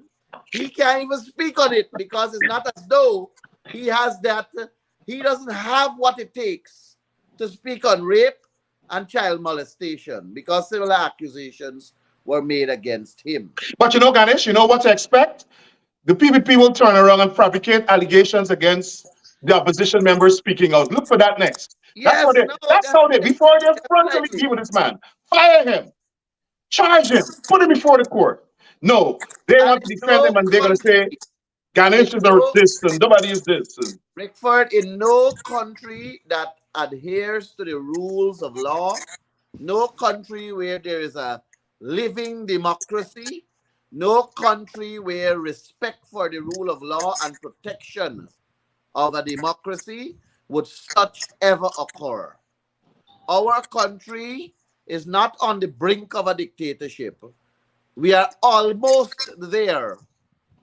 And it is very unfortunate that Guyanese are sitting quietly for the greater period of time, listening to programs of this nature, being educated, of course, as to what is happening, but there is no direct standing up against this callous behavior. And I hope that when the time comes to register your disgust as a person, as an individual, as a collective, against this barbaric government, this installed regime that of is child squatting in rapists. office, that is squatting in office, stolen entire elections, 2020 elections, in borrowed robes, when it is time to unseat them, to kick them out, to chase them out, because we cannot have wicked people of this nature holding power in a country, especially one that is supposed to see massive improvement with the influx of oil resource. We cannot afford to have these thieves in office. They must all go. let And me Irfan Ali, the puppet he is, if he wants to at least give Guyanese some degree of assurance that he is genuine to the cause, his first act from as early as tomorrow morning should be to get rid of Dharamlal, and he should find a place, an island, and put Jagdeo there to stay, because Jagdeo is embarrassing his government, is embarrassing the Ali regime. But then again, like I said, is a set of fraudsters clothed in suits, stole an election, and squatting in the rightful place that belongs to the APNU. AFC. Thanks, Ganesh. Let me go to Don. You're an educator. You obviously make, your livelihood is educating children, and then community development. You've been involved in politics as well. What do you make of the fact that the parents are now complaining? The family are saying that, number one, they were forced to for this girl to go to the police to allegedly sign this thing. So they were forced. A family member has also said that they were threatened. They went there because they were threatened with their homes, that their home will be burned down with them inside. So that's a death threat. Also, what do you also make of the fact that these people are saying they are prisoners? My learned colleague here said that they have been kidnapped. It's not only the young lady. The family cannot move. They're restricted. They can't communicate with the outside world. Their phones have been confiscated, computers, tablets. That's kidnapped. They're operating as though this family committed a crime, which is filing a report that their teenage daughter was raped by a minister, and they are being treated like prisoners. They're being kidnapped. You are a leader in the Amerindian community. By the way, what's your opinion on these? What's your advice to the family? And what's your advice to the Amerindian community in Guyana that must be in fear that all of these rape allegations have been made against several members of the administration, and the police and the government is protecting them rather than protect the victims?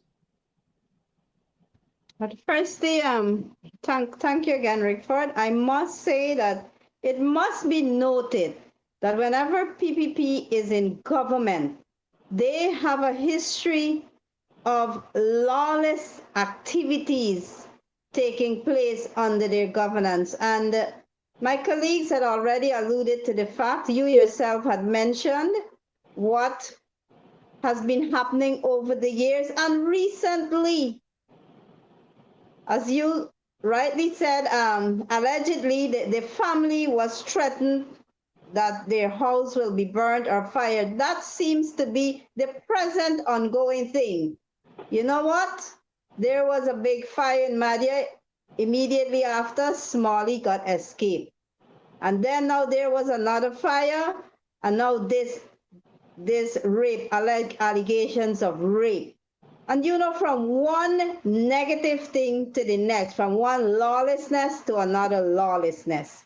And you're quite right, being a head teacher or a class teacher, I was told, and I mentioned that earlier, that whenever a child comes to you, and this is for the police and the welfare officers, the child protection, I had a class, a lesson entitled Show and Tell, or Tell It.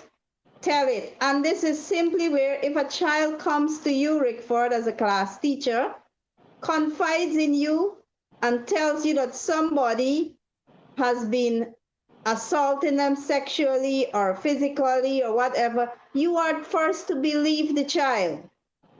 You believe the child, and then you refer the matter to the school's welfare officer or to the child care protection officer and the police. I have known that protocol ever since I was a teacher. And it also had a section with state. And if you as a village leader, a pastor, or a teacher, and a child comes and confides in you and you do not take any action, then you are also culpable and you can face the courts. And you can also be thrown into prison or jail if a child comes to you and you do not make any report. And so it must be noted that the lawlessness, and I said earlier, the exploitation and the violation of the human rights. It's not only human rights covers it all, but we have indigenous people's rights. We have the Convention on the Rights of the Child. We have women's rights. All of these rights are being violated against our indigenous people. And as a leader, I will continue to advocate. I will stand up to speak up against these lawless and criminal acts that are being meted out to our people. And I want to encourage, looking at this whole scenario, Minister Nigel Dharamlall has the resources. He is in authority. He is in a position. He has the finances to hire the best lawyer in this country or the law firm. He has the resources, as allegedly said, to hand over $10 million to hush this alleged criminal act. He has the resources to go into the police station, he has that authority, turn himself into Breakdown Police Station, spend maybe a few minutes or 4 hours, and then to lay down a $1 million as a station bail. $1 million. So $10 million to hush the story, $1 million as a station bail. Plus, he was given a preferential treatment. Tell me which ordinary Guyanese, and especially Rickford Burke, I must state, whenever an indigenous person is accused of less than a rape, even, any other matter, right away the police will take action. All because of their vulnerability, they have no access to lawyers, their social status, and right away, some of them probably have been thrown in jail and some of them are innocent. But just because of a language barrier, they don't have somebody to interpret English for them. These are all of the things that must be taken into consideration. But this has been an ongoing matter, and I'm saying again, it must be noted that this child is at a disadvantage. It's like against the minister. It's like against a king, against somebody in authority. She's poor, her parents are poor. And even though we on the opposition side can get batteries of lawyers like none other than Mr. Darren Wade, who I know is always willing to step in to assist the indigenous persons. We have Roysdale Ford, we have Amanda, we have so many more who are willing to come to assist this young indigenous girl. But she is being denied access to them. That in itself should send a loud alarm, sounding alarm to my indigenous brothers and sisters throughout this country. And I congratulate and I am proud of those who are beginning to speak out. And on your program, through your program, I want to encourage them to stand up strong. We are always strong. We are very quiet, but we unite together for a good cause when it comes to standing up for our rights. So I want to encourage them to speak up. I want to encourage the village Tushos to continue with their consultations to find a way forward. Now is the time to stand up against this lawless government. This government who speaks about caring, protecting what, Rickford? Protecting what of the indigenous community? All they go, the way they look at us, give us little handouts, pay you your cash grants, 10,000, and you must be quiet. The time for that is over. I want to tell my indigenous brothers and sisters, enough is enough.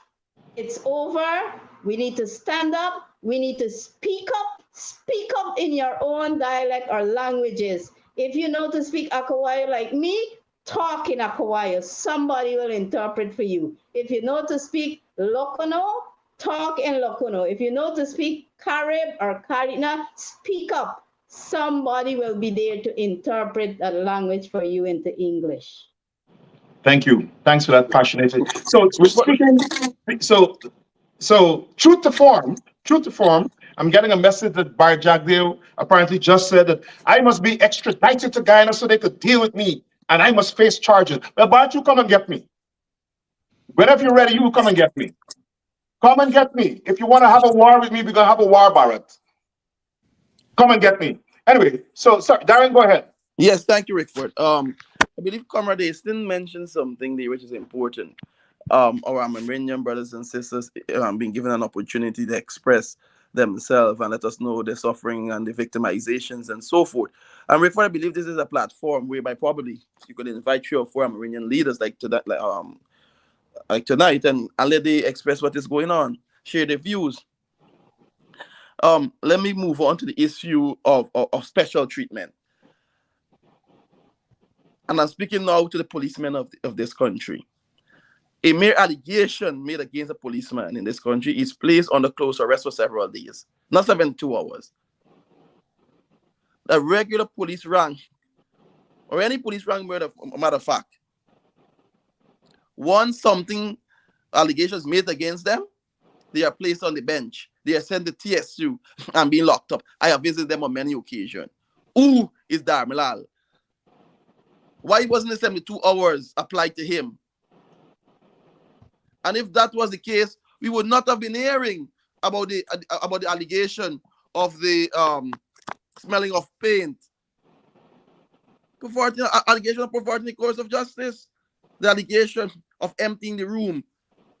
The Guyana government has been complicit there, totally. I want to remind you of Roxanne Myers, an African woman, based upon an allegation of conspiracy. A conspiracy charges, there's no direct evidence. Allegation. Roxanne Myers, I remember being there. I remember being moved to tears, or almost to tears rather, being saddened by the fact that a human being, a woman, was placed to sleep on the concrete floor, was placed to sleep on the concrete floor with the feces, was placed to sleep on the concrete floor with the urine, cold concrete floor for 72 hours in the BV lockup. I witnessed that. Who is Dharamlall? I remember Christopher Jones, James Bond, 72 hours. Trevor Ben, 72 hours. None of those allegations are serious as this one. But you could walk into the police station and walk out with $1 million. There must be some concerns.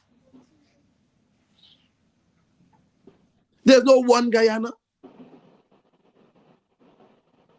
The PPP government is protecting Dharamlall. That's what it is, protecting the man.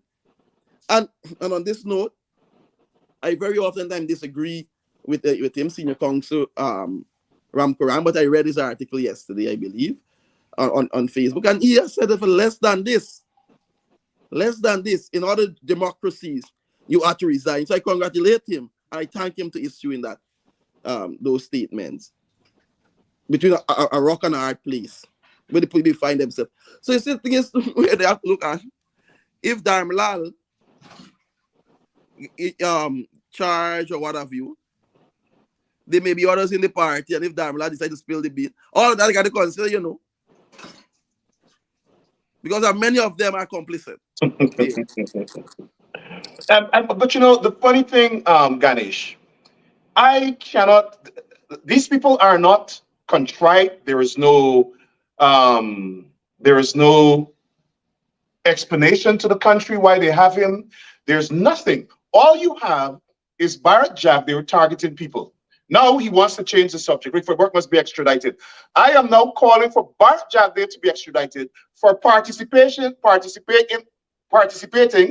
in the alleged extrajudicial killing, murder, political assassination of over 1,400 young black men. He has got the way internationally scot-free when he's committed crimes against humanity. He has committed crimes against humanity. And because people are speaking out, he can't get to kill Rickford Burke because I live in the diaspora. He is targeting the people in the diaspora when he has an alleged rapist on his hand that he can't even discipline. But what he's trying to do is shut me up, shut Mark Benchcraft up, shut Norman Brown up, shut the people up who are speaking out. They just wrote a letter to Facebook asking Facebook to shut down my platform. They're making all of these allegations. Oh, Rickford Burke, I live in America for 30 years, but they're claiming that I commit crimes in Guyana. If I commit a crime, I live in America. Let the NYPD come and prosecute me. Arrest me for the crime. But don't be a coward and try to use the instruments of the government to attack me, like you're using the instruments of the government to spread propaganda in Linden. You come to New York. Come to New York and get me. Come to New York and get me. From this day forward, you'll see hell, Bart Jagdeo. Anyway, and this I will deal with Bart after the program. Ganesh, I want you to comment on the fact that Bart he's seeing blue because now we have about 36,000 people watching us. So they feel that you must not have these programs. People must not speak out. They want to control the press. They want to control society. They want to control who go to what events, who must have what friends, who's friends with Ganesh must be punished. This so-and-so guy, Bart Jagdeo, thinks he owns Guyana. Instead of focusing on Dharamlal and focusing on all the allegations of rape in his party, he is attacking the people that are speaking out and standing up for the people's rights. Your view, Ganesh. Well, I don't think that we should allow ourselves to be distracted from Indeed. what is at play here. We should not fall prey to Jagdeo and his craziness. As I said to you already, Jagdeo has nothing else to do but to fight to hold on to power, Power. because this power that he has protects him, and he needs that degree of protection because of all the wrongdoings he is guilty of. And he may attempt to besmirch our characters in various ways, shape, and form, but the Guyanese people ought to do the right thing. There are credible evidence to support the allegations that are before Nigel Dharamlall. There are credible evidence to show that our country is not one Guyana. There is credible evidence to support that more than ever, the ordinary citizens of this country is punishing, notwithstanding the influx of oil resources. And the Guyanese people must stand up. The Guyanese people must speak up and speak out. There is only a cabal that is benefiting from the riches of this country. And when you look at that local government elections that we recently had, you will recognize the decline in numbers in the strongholds of the People's Progressive Party. And you will know that if in 2016, when they were just out of government and mustered a certain number, in 2018, they were still in opposition and got lesser than the number they got in 2016. And then you take 2023 into account, when they came back into government through fraudulent means, of course, have the entire state apparatus at their disposal, and could still have a reduction in their numbers, that is enough evidence to show that slowly but surely Guyanese are becoming educated to understand the demonic People's Progressive Party. And they are recognizing that a few handouts here and there is not enough to bettering the lives of the ordinary citizens. The majority of people in this country are ordinary, hardworking Guyanese. And they are also the majority that are suffering at the hands of the People's Progressive Party. Outside of the fact that big contracts are going to friends, families, and favorites, and outside of the fact that the ordinary citizens of this country are not enjoying a comfortable life after 3 years of garnering oil resources, we still have a cantankerous regime that facilitates predators, that facilitates monsters, that have within their ambit people with no morality to stand up and speak and act within the interest of the Guyanese people. Leaders are supposed to be servants. Leaders are supposed to be servants to the ordinary people.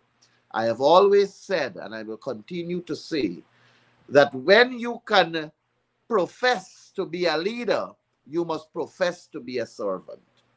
Because a good servant is a great leader.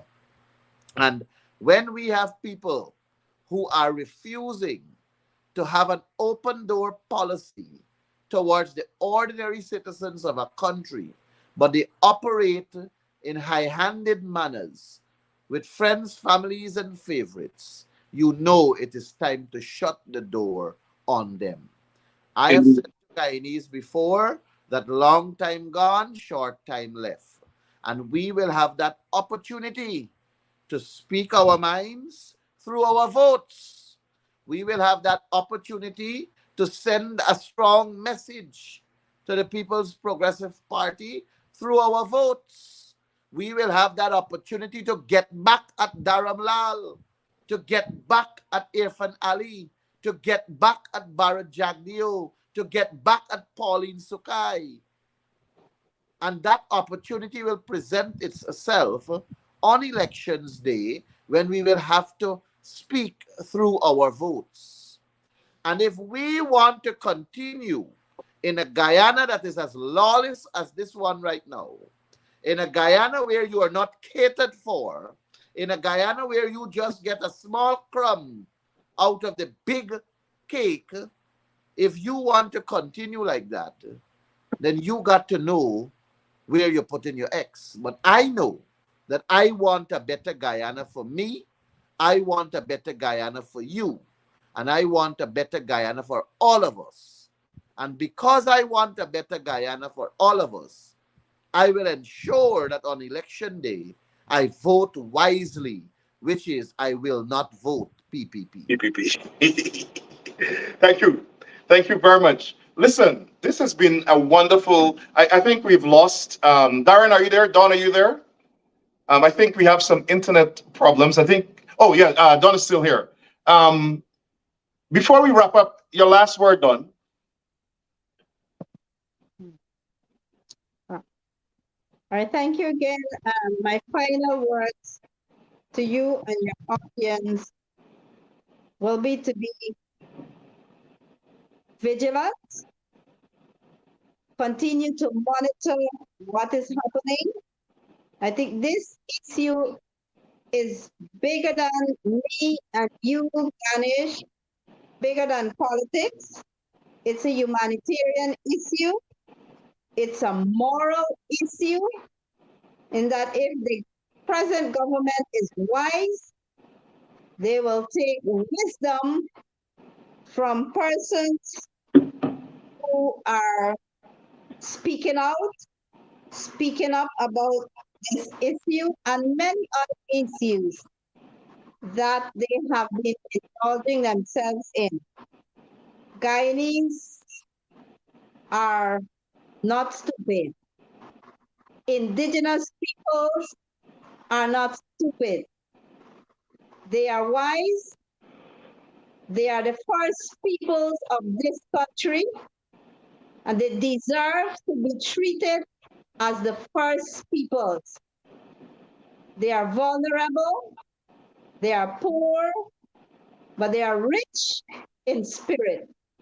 They have been for many years the custodians of the forests of this country. And as we are about to reap the carbon credits from the forest, this government should think seriously about how they are treating the indigenous peoples of this land. And not only the indigenous peoples, but Guyanese as a whole, my African brothers and sisters, my East Indian brothers and sisters, my Chinese, my Portuguese, and the mixed race.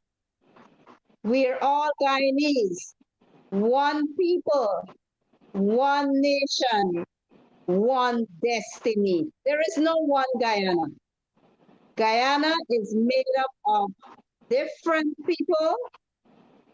They are all Guyanese. We all belong to this country, and we have our national motto: one people, one nation, one destiny. God Indeed, bless. thank you. Indeed, thank you so much. I think we've lost Darren, but what an informative program. I'm looking at the comments and I'm seeing how appreciative they are. Thank you, guys. Thanks to the audience. Thanks, everybody. Wow, we have thousands of people watching, thousands. This is a very interesting topic, and I want to urge everybody to speak out. Everybody to speak out, and the indigenous community as well. As far as I'm concerned, this ruling party and this government has no respect for the indigenous community, and they should also speak with their votes. 20 kids killed, no response, no respect, no care. Dozens, probably hundreds of young Amerindian girls allegedly raped, sodomized, abused, exploited, trafficked, no response. No investigation, no one held accountable. All we've received is vendetta, vendetta. Let me go to Darren Wade. He's back for the last word. Darren, your last word. Oh, thank you very much, Rick Ford, for being here. Rick Ford, I believe in order for us to see justice, whether or not we're dealing with the 20 Amerindian girls or the 19 and the little boy that were killed, whether or not we're dealing with this situation with the allegation of the rape with the Amerindian girl, whether or not it is the issue, or rather indigenous peoples, whether or not the issue with the Henry boys or the other young man or Indian brother who was also killed in West Bobis, or any other wrongdoings by this PPP regime, we must remain vigilant. We cannot allow, there's so much that we could take. If we allow the people to shut us up, they will run over us. So it's imperative, Rick Ford, that we continue to speak up against the wrongdoing of the PPP government. Let your voice be heard. Thank you. Thank you very much. And thanks to all of you. We have to do this again. This is a wonderful panel. It's good. Don, thanks for coming on. Ganesh, thank you very much. Darren, thank you very much. The audience enjoyed your contribution. And as we wrap up now, I just want to do a final commentary. I'll deal with Mr. Jack Dale. So thank you guys very much for coming on. And audience, you too, thank you guys. Thank you for having me, Rick Ford. And do remember that Sue Jero has a place in Jack Dale's house. I know, Sue. Thank you for having me too, Rick Ford. Who's Sue? Thank you for having me 2 years as well, Rick Ford, and anytime. Okay, thank you, Darren. Thanks, Don. All right. So we've had a good night. This is and we need to do this more often. I think it's important for us to ventilate these issues. And the funny thing is that the government is not responsive. They don't care about the fact that we're discussing these issues, we're ventilating it. People are concerned, thousands of people. They're attacking us. They're trying to get Facebook to shut down our accounts. They're trying all sorts of things. They're trying to frame people. They want to frame me because I speak out about different issues in Guyana. I must be extradited so they could. So yeah, we have to kill Rick Burke. So the PP government, thinks that they can sit in Guyana and frame me in America and then call on the US government to help them get me there so that they can kill me like they killed the 1,400 Black people on the Bar Jack Day. Well, let me say this. I've never committed a crime, and I'm proud of my advocacy. What should happen, Barrett Jackdale, is that you should focus on the criminals in your party. We listed a host of them, from Region 1 to Region 9, to Dharamlal, to Colin Crowell, all alleged criminals. And you, Barrett Jackdale, you are a mastermind of all the criminals. You are an international crime lord. You should be extradited. You should be sent to the Hague. You should be, the International Criminal Court, and tried for the alleged murder of over 1,400 people, for forming death squads that murdered hundreds of Black people, that committed a genocide. That's what you should be extradited for. And the international community and Guyanese needs to start mobilizing the world to get you, Bart Jagdale, extradited to the International Criminal Court. So, like Slobodan Milosevic and all the others who committed war crimes, who committed crimes against humanity, should be prosecuted. And this should be a death penalty case. 1,400 murders in America where I live, that will be a death penalty case. So I want my audience to join me in calling for Bart Jagdale, the Hitler of Guyana, the most odious, the most notorious criminal, the crime lord of Guyana, to be extradited to the International Criminal Court to face justice for conspiring to form death squads that committed genocide. Have a good night, everybody.